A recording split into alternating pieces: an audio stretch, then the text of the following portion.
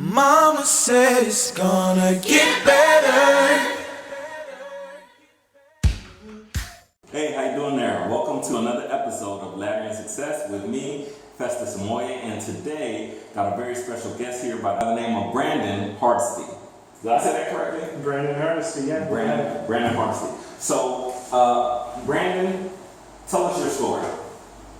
So, in December 2016, I graduated from Houston Baptist University.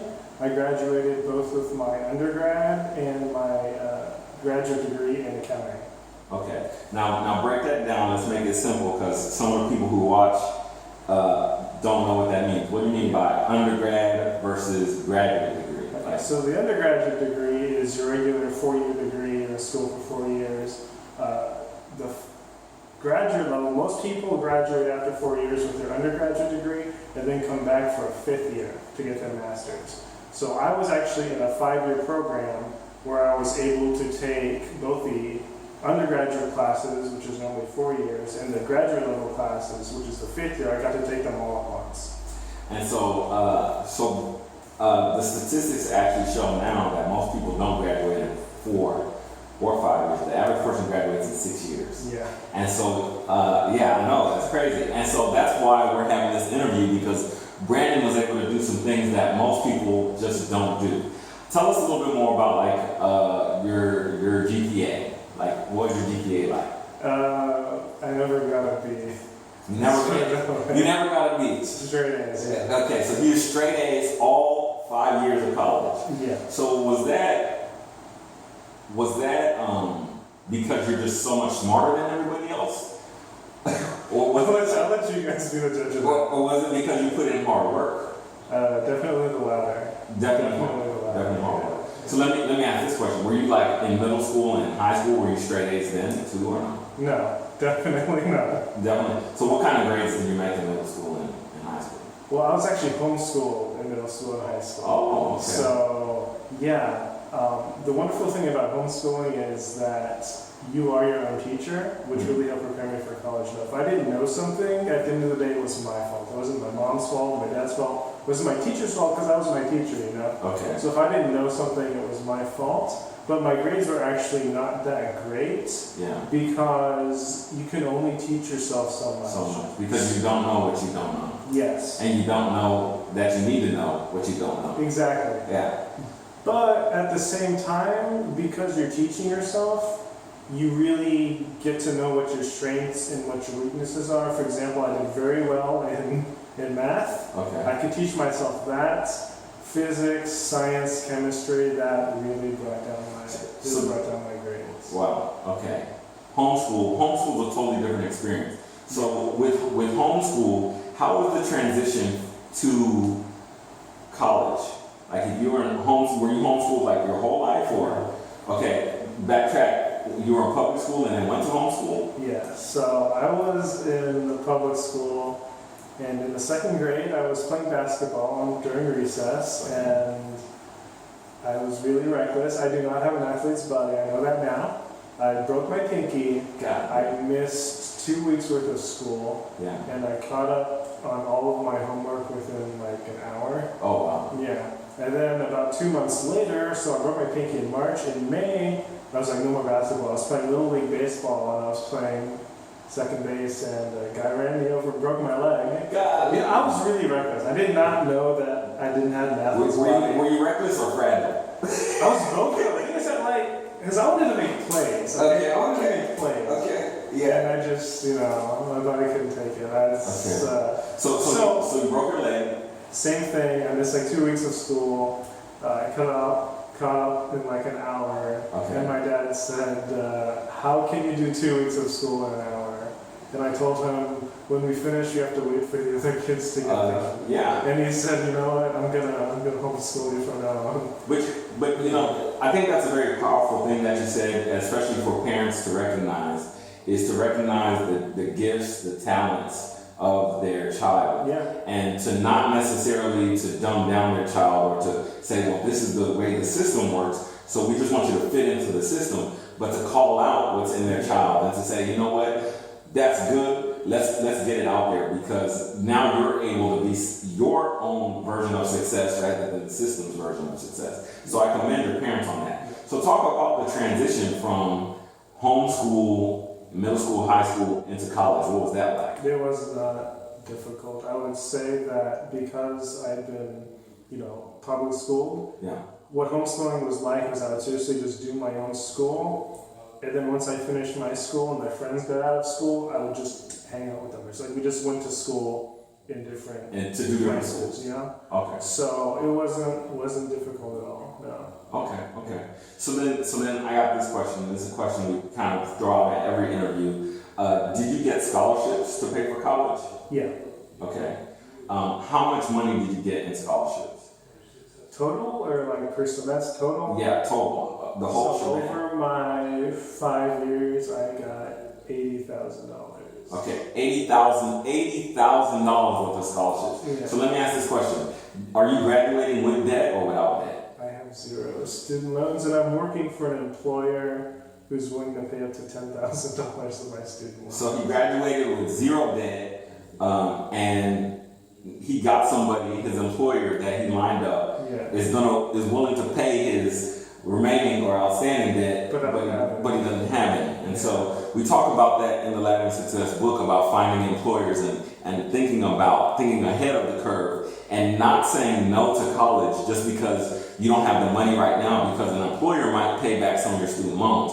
So you just have to really ask the question of, okay, if I go work for this person, what's the debt to income ratio that I'm going to have in order to get that job? So if I got to go get a certification or a degree in order to get that job, how much are they going to help me with versus how much do I have to pay? So don't ever think, well, just because I don't have cash on hand right now, I can't go to get my education, right? And again, we're big fans of all forms of higher education, alternative education, in terms of getting more education than a GED or just a high school diploma. Not that anything's wrong with either of those two per se, but we just want to encourage people to get more education and become lifelong learners. So tell us about how you chose your college. Okay, so being homeschooled, a lot of my social life was centered around my church. I was very active with the kids ministry, with the youth ministry, and the youth pastor actually pulled me aside and he said, when I was in high school and I was graduating about to go to college, he said, Brandon, I think you'd be a great youth pastor. And he offered me a course on that, and I said, you know what, I'm going to talk to my parents, I'm going to go home, I'm going to think about it.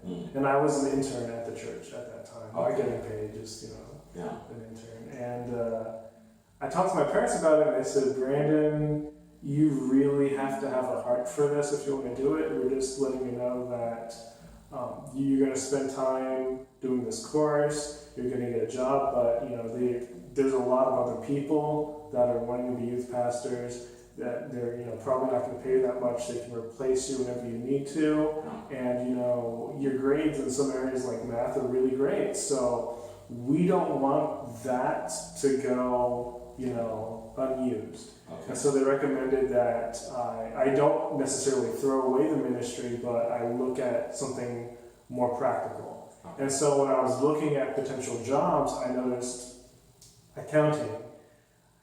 And I thought, I just remember looking at it, just kind of a light bulb popping off on my head. I said, I can work at my church as the accountant and also be the youth pastor. That way I've kind of got a real practical job, and also, I can still work in the ministry. And at the end of the day, they're going to ask the accountant if they want to let go of the youth pastor. And if I'm the accountant and the youth pastor, they'll say, no, he's good. I'm a good guy, right? Yeah. I like what you said. You didn't just jump into college, and sometimes, unfortunately, the teachers will tell us, just go, you'll figure it out when you get there. Yeah. You went, you had a game plan in mind, so you were able to execute, get out of there really quickly, not pick up a lot of debt. Let's go back and talk about your scholarships a little bit. Okay. How did you find your scholarships, or how did your scholarships find you? Well, it's really interesting because I went into college thinking I was just going to get a 4-year accounting degree, work at my local church. what happened was I really did my best to absorb the material, to get good grades, and the teachers took notice of it, and they said, "Hey, Brandon, we think that you would be great to work at after I graduate, I'm going to work at PwC, PricewaterhouseCoopers, which is the #1 accounting firm in the entire world as of right now." And the thing is, that's not something I had on my radar when I came into college. Yeah. I came in and my teachers really noticed me putting in hard work, and they set up that interview for me, Wow. And it's the same thing with the scholarships. They said, "Brendan, you're doing a really good job. We know about the Houston CPA Society, and they like to give us money for scholarships, and we think that you'd be a great candidate for those scholarships." So I owe everything to my teachers, yeah. So by having a good relationship with your teachers, they were able to see your skill set, see where you're going, and then they were able to say, "Hey, listen, there's these resources out here that you don't know about, but we want to give them to you as an investment," basically trying to invest in you. Yeah. That sounds right? Yeah, so basically I did my best to make myself look like a good investment. Okay, so the thing is, people invest in people who are laddering their success. They don't just basically say, "You know what, there's a kid over there sitting down, I'm just going to give him a scholarship." They look at people who are actually trying hard, making the grades, making the effort, and having those conversations. Quick question. Yeah. What were those conversations like? Were you going to your professors for help, your teachers for help, or was it like, they just came and grabbed you, "Brandon, we have to give you this money"? Or Well, there's a little bit of give and take for both. So at first I was really thankful, and I said, "Hey, I really appreciate you guys setting up with these scholarships." But one time they gave me the scholarship and they said, "Look, the reason that we wanted to have you apply for this scholarship is because the Houston CPA Society, has a banquet dinner for all the scholarships recipients, and there's like a bunch of recipients. There's like 100. There's like 5 from like 20 different schools, and at the banquet they always pick one random school, and one of the scholarship recipients has to give a speech on behalf of all of the other scholarship recipients." And this year they wanted HBU to speak, and we don't want you to apply for the scholarship unless you're comfortable giving a speech on behalf of all the accounting students, on behalf of HBU, and in front of all of these business professionals that have given all this scholarship money and are expecting us to look all fancy, like we know what we're doing and everything. And that was something that I was more than happy to do. Yeah. So how did the speech go? I was really nervous. Yeah. I think there's something wrong with you if you weren't nervous. You're nervous because you care. I really care. Yeah. But because I cared, I put in a lot of preparation, and I got a lot of people afterwards telling me it was a really good speech. My parents were there, and they had no idea what you do in school. They had no idea, but they saw that and they're like, "Oh my gosh, we're so proud of you." Amazing! Did they pinch your cheeks? Did your mom? No, not until we got home. Okay. Out of the public eye. But I also got a lot of job offers. What? They said, "Hey, why don't you interview with us and this?" But I was already with PricewaterhouseCoopers, and I was like, they wanted me before I was cool, That's true. I went with them. So then next question, was college hard for you? Like what was the hardest part about college? Ooh, definitely time management. Time management. Definitely time management. Okay, so did you learn how to manage your time, or? See, I was already really, life just forces you to manage your time well, so I feel like I was already well prepared for it. Yeah. But, managing your calendar in high school is completely different from managing your calendar in college, because in college there's so many more opportunities, and it's not like high school has limited opportunities. I just have to fit in what I want to do when. It's in college you have to say no to some things. You have to say no to a lot of things. You have to really prioritize. And so just a little a bit of wisdom: whenever you say no to something, you're saying yes to something else. Whenever you say yes to something, you're saying no to something else. Yeah. And so the thing is, if you don't know the something that you want, people will pull you every which way. Yeah. And so it's good to have your purpose, not necessarily already written down, but just kind of to know your purpose, to know why you're going to college, to know why you're going to university. Because in that way, you know what opportunities to say yes to and no to. Going to parties all the time is not an opportunity, right? Unless the girl you like is there, then that's an opportunity. But you know, Are we gonna? Is it that kind of talk? We're gonna talk relationship. No, Okay. I'm just saying. Okay. Did you go to a lot of parties? Yeah, I mean, yes, but they were like low-key parties. Nothing where I would be not functional the next day. Okay, Yeah. so you went to parties, Yeah. but you were still functional. Yeah. Then why do you say functional? Why didn't you just? Because I had stuff to do the next day. Because your purpose was bigger than a party, Yeah. and that's all I'm saying. Yeah. I'm not saying that people shouldn't party. Yeah. I like to party, Yeah. but you gotta have purpose, right? Yeah. And your purpose has to be bigger than a party or certain thing. So if you were to tell young people, maybe someone who's in middle school, someone who's in high school, 3 things, and say these 3 pieces of information are key, what would those 3 things be? I would say, just kind of building off of what you just said, I would say, like you said, know, I wouldn't necessarily your purpose, but know what's important to you. Okay.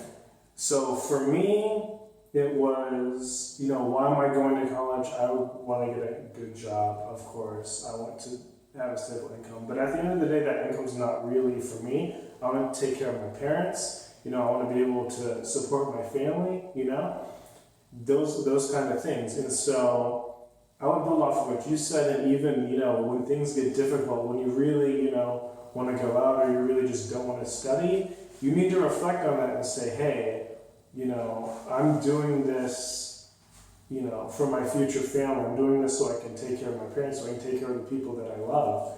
And, that would kind of, lead me into the second thing is that, this sounds like really difficult. Oh my gosh, how did you study that much for 5 years and not really slow down?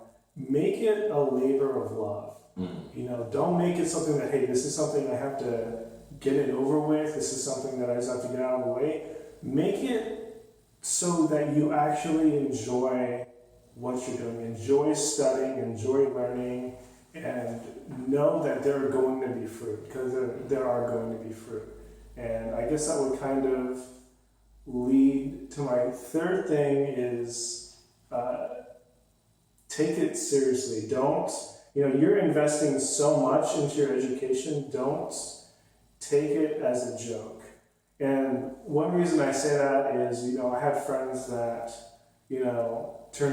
didn't start their paper till the day it was due, and people that would, just kind of brush off assignments and say, hey, as long as I pass, that's all that really matters. That's not true. So I put extra work, not only to get good grades, but I knew that they would pay off. And I treated my schoolwork like it was a job. Okay? Because at the end of the day, after I got my first set of scholarships, I was like, wow. Let's say, just for example, I get a $2,000 scholarship. Well, the hours that you put into your schoolwork, getting good grades, think of it as a job, and your scholarship is you getting paid. Yes, you get. And at the end of the day, I had some friends that said, I can't study because I have to go to work, but they're working minimum wage. And I have all the respect in the world for people who do that. But there's a difference between working hard and working smart. Yeah. And you can work smart and instead focus on your grades. Know that instead of maybe minimum wage that you can get paid is a scholarship. Yeah. And at the same time, you can be paid with better job offers when you do graduate. Wow. Powerful words of wisdom from Brandon. I don't even know if Brandon's gonna hang around me anymore after this because he's going to these major companies and doing major work, and so a little guy like me, he might not want to hang around. I want to thank you for So I want to thank you for joining us today, for speaking to the Laddering Success family. Remember, we're sharing our story to hopefully impact your story so that we can change your story, and not only just change your story, but that we could together collectively come together and change the world, change the narrative that's out there.